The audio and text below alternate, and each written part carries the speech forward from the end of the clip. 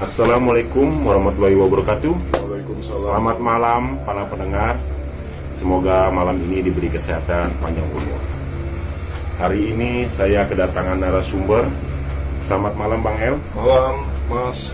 Dia bercerita kepada saya mengalami hal aneh. Rohnya keluar dari jasadnya. Itu kata Bang El. Biar nggak penasaran, kita langsung saja tanyakan kepada narasumber yang sebenarnya. Bang El, Ya, gimana tuh Bang El ceritanya yang katanya jasad Bang El, roh Bang El keluar dari jasadnya. Gimana tuh Bang El? ya Mas. Oke Mas, jadi ini sih kejadiannya waktu itu tahun 2013 ya Mas ya. Waktu itu saya masih bujang, masih sendiri. Nah, jadi gini Mas, saya punya 2 rumah. Saya tinggal sama orang tua. Nah, rumah saya ini, yang satu ini dikontrakin Mas. Nah, cuma waktu itu sudah 5 bulan itu kosong. Saya berpikir daripada kosong, lebih baik saya ngerapiin. Nah, terus kebetulan juga rekan saya dari Surabaya mau datang karena nanti akan ada job di perusahaan saya. Nah, dia bingung untuk nyari tempat tinggal. Akhirnya saya ajak lah. Saya rapiin lah rumah itu. Saya rapiin, saya tinggal lah di situ sama rekan kerja saya.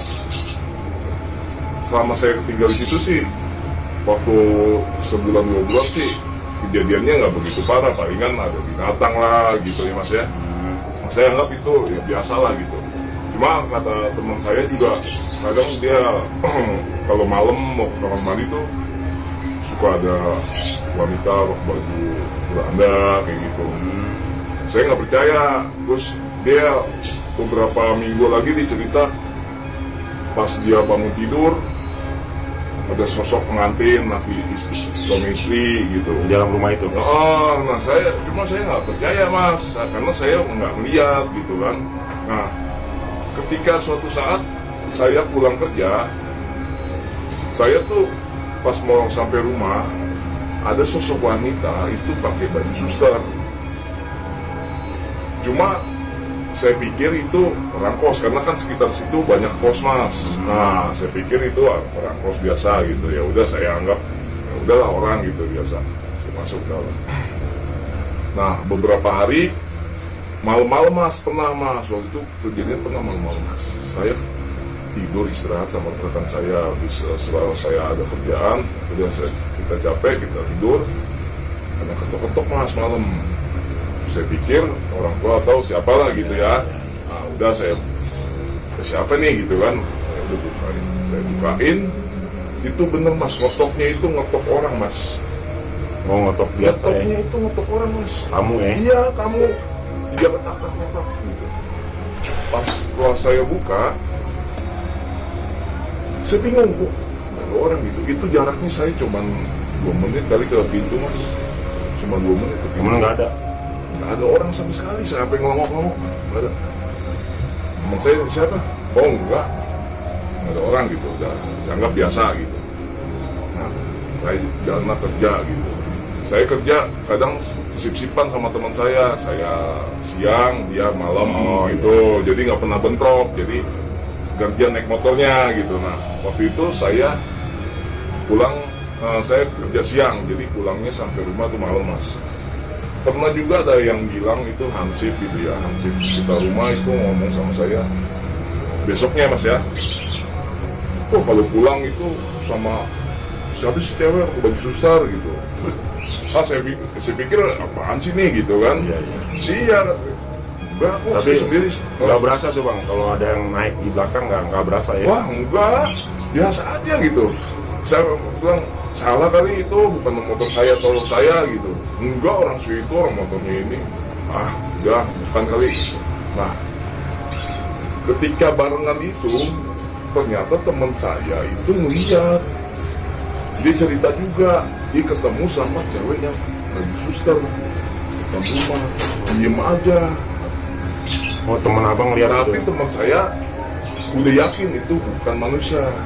dia langsung tutup pintu gitu, tapi nggak ngomong sama saya. Ketika saya dapat cerita dari Hansip, saya cerita sama dia sambil bercanda, oh tadi gini gitu. Ternyata dia kick balik sama dia cerita juga, oh iya semalam emang saya ngeliat gitu, cewek suster gitu. Tapi dia ngeliat sebelum saya sampai, malah saya bingung kayak gitu. Oh iya, aneh. Iya, saya bingung kayak gitu. Nah, terus singkat cerita, disinilah nih mas, disinilah nih, bener-bener nih, saya nggak pernah saya ngalamin hal seperti ini gitu ya. Ini mungkin pertama dalam hidup saya ya, hal kayak gini gitu.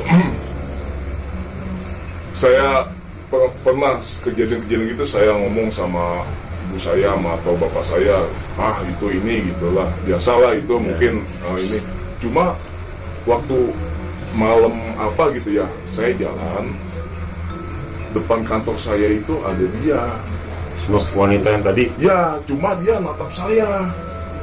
Kok ini wanita ini lagi gitu, kayak dia mau bicara sesuatu sama saya gitu. Cuma gimana gitu, saya pikir ini yang saya ini bener gak sih ya cerita Hansip atau yang dilihat sama teman saya gitu. Iya. Cuma udah saya baca-baca aja lah gitu, saya jalan aja itu ya, pulang ke rumah. Nah, beberapa hari mas setelah kejadian itu, tepatnya itu hari Kamis ya mas ya. Kamis ya? Hari Kamis kalau nggak salah ya, hari Kamis lah, nggak tahu, pokoknya hari Kamis. Itu rekan saya memang lagi si pagi, jadi gantian, dia pulang sore, saya malam. Oh iya. Gitu, saya malam, jadinya saya sore saya jalan sampai sana, sampai kantor, ya biasalah kita ngobrol sama rekan-rekan yang lain gitu kan. Nah, memang kan kita ruangannya masing-masing tuh, karena kan kita ya seperti editing gitulah ya, desain gitu ya. Nah, pas itu saya di ruangan sendiri tuh mas, saya minta kopi sama sapam. Terus saya telepon, tolong minta bikinin kopi gitu kan, dibikinin lah sama security situ. Karena kan nggak ada OB itu, dia pulangnya masih malam ya, karena yang jadi yang bantuin security ya untuk bikin kopi gitu ya. Datanglah kopi, dia turun, dia ke bawah, udah. Memang itu security itu ada mas di kan, jadi ruangan saya itu satu, depannya itu ada meja gitu ya. Nah, security itu di situ, di meja stay-nya, di meja depan ruangan saya. Nah, saya ke toilet mas. Setelah saya keluar dari toilet, di ruangan saya itu ada wanita itu mas. Wanita yang sering ngikutin abang gitu? Iya, suster. Saya gimana ya, kaget gitu. Dia ngeliatin saya, nggak bicara mas.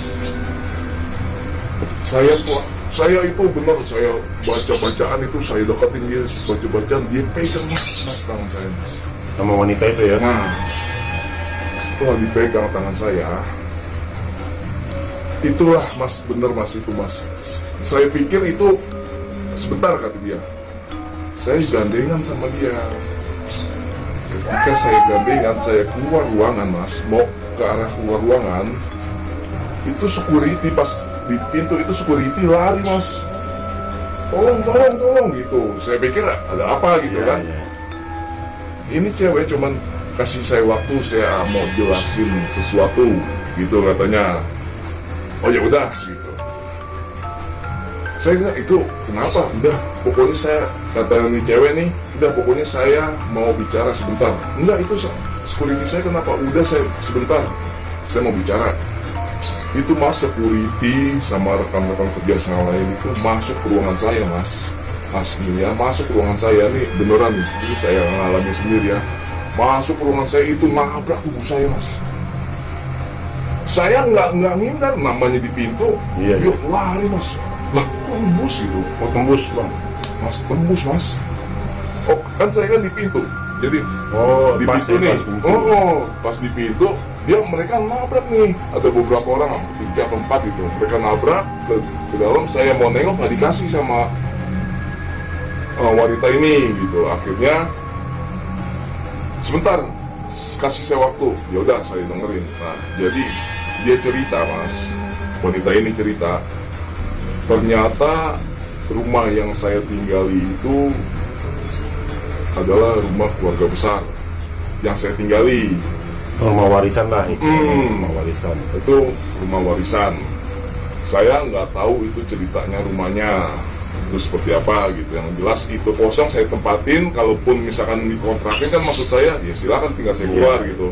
Nggak cuma dibilang tolong tinggalin rumah ini yang saya tinggalin secepatnya, karena ada keluarga yang tidak suka kamu tinggal situ. Ini wanita bicara, suster itu bicara. Saya tanya balik, memang situ siapa? Saya ini teman baik bapak kamu. Cuma bapak kamu bakal kenal saya, tapi saya nggak mau sebutin namanya gitu. Saya utang budi sama bapak kamu.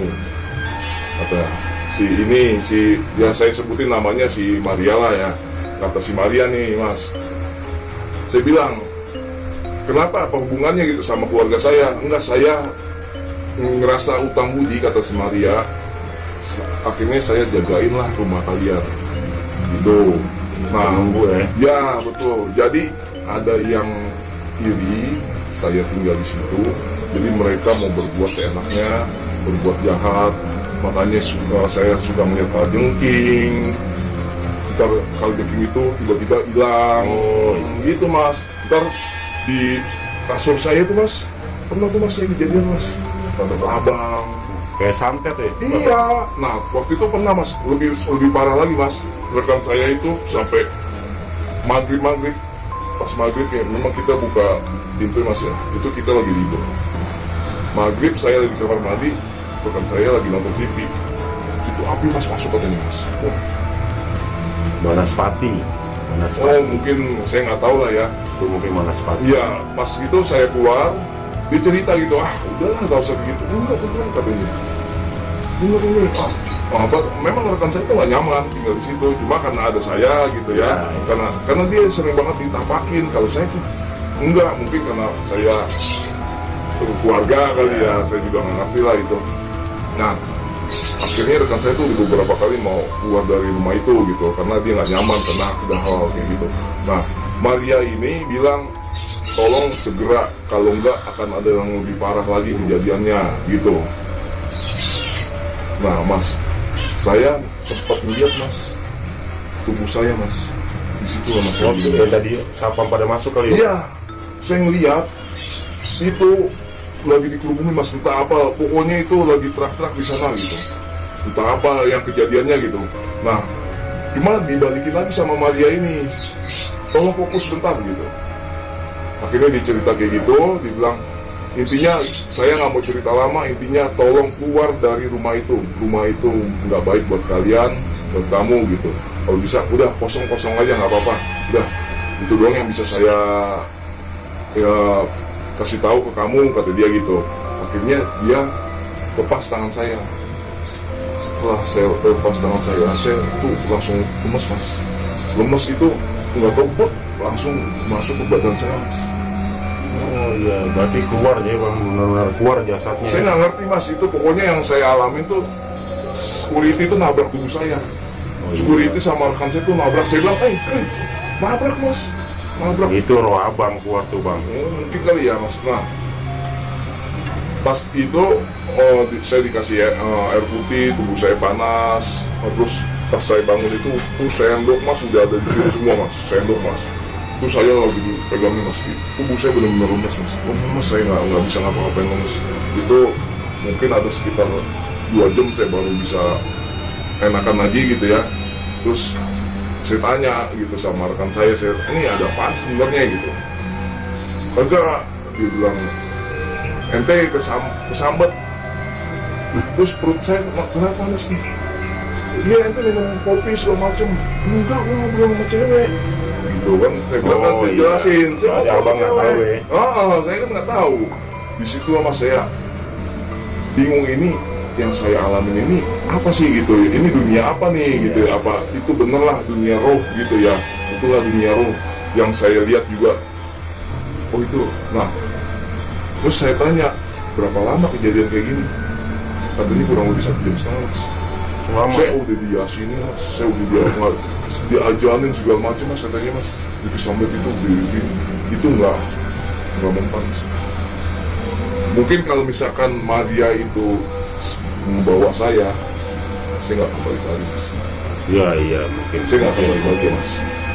Itu benar-benar itu kejadian pertama, pengalaman dalam hidup saya pertama kali saya ngalamin itu luar biasa. Setelah kejadian itu mas, saya pulang dianterin sama rekan saya kan, karena saya lemas ya kondisinya ya, saya lemas. Pulang itu sampai rumah, ternyata rekan saya pulang udah nggak ada. Rekan saya Dipindah. iya, saya bingung udah nggak ada di rumah.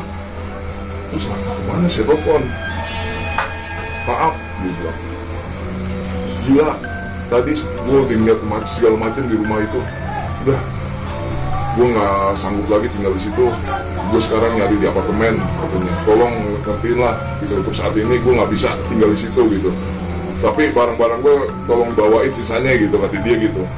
Oh ya udah. Nah saya bingung tuh kan, akhirnya saya bicara sama orang tua saya ceritain apa yang terjadi sama diri saya kan, tentang si Maria ini. Terus saya cerita sama bapak saya memang agak seperti tahu gitu, oh suster ini gitu. Nah dari situ saya coba rapiin rumahnya, saya kemas barang-barang saya, udah saya Balik lagi ke orang tua saya. Cuma tetap mas, beberapa hari gitu ya, suster itu tetap ada di rumah itu mas. Oh menurut Saya ngeliat, cuma sorotannya beda mas, nggak sinis seperti yang awal saya lihat ya agak-agak gitu, senyum lah gitu, senang kali ya mungkin dia ngeliat gitu. Saya ngeliat, oh ya udah mungkin ya dia pikir udah ngejalanin apa yang diminta gitu kan sama dia.